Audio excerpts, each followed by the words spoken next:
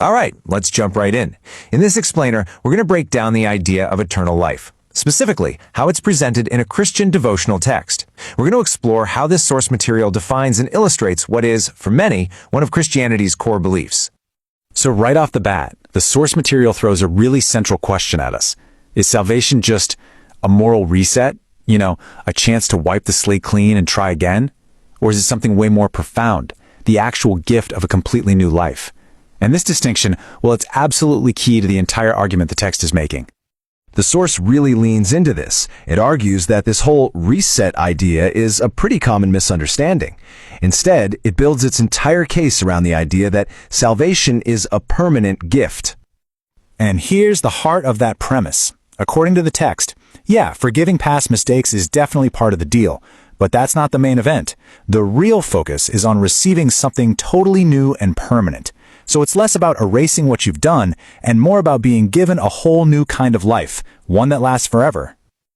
Okay, so when the source uses this term eternal life, what are they actually talking about? Let's get specific, because the text gives a very clear definition. Now this is where he gets really interesting, especially when you look at the timing. The text defines salvation as this gift of eternal life that kicks in the moment a person believes. So this isn't just about some far-off future destination, right? It's framed as something you have in the here and now. And this right here, this is the scriptural anchor for the whole devotional. The author uses this verse from 1 John to build the foundation for their argument that eternal life is a gift that's already been given by God, and it's found in His Son. So, to make this concept a little less abstract and more concrete, the source moves on from definitions. It actually uses two really different biblical figures as case studies to kind of illustrate the point. First up, we've got Nicodemus. He was a big deal, a respected religious scholar. And according to the text, his story is used to show that just knowing all the right things or living a good moral life, well, that's not enough. When Jesus tells him he has to be born again, that points to a much deeper spiritual transformation, a complete change from the inside out. And then, for a total contrast, you have the thief on the cross.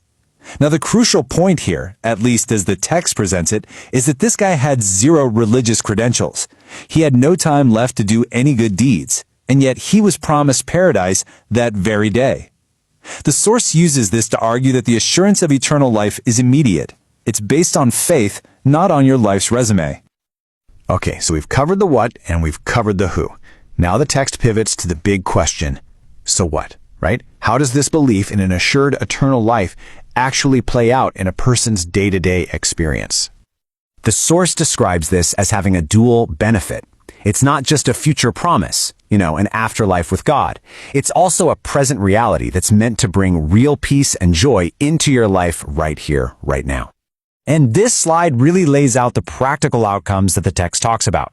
The source claims this belief isn't supposed to be passive. It's meant to actively shape your daily priorities, produce hope and love, motivate you to live righteously, and even inspire you to share that message with other people.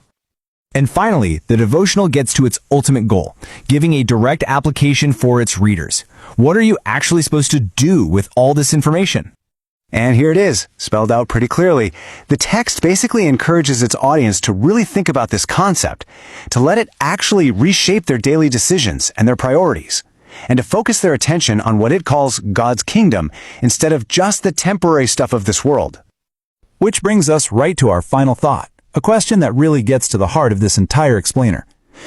Regardless of what you personally believe, the source material makes us think about this. How does a deeply held conviction about an assured future end up shaping a person's actions right here in the present?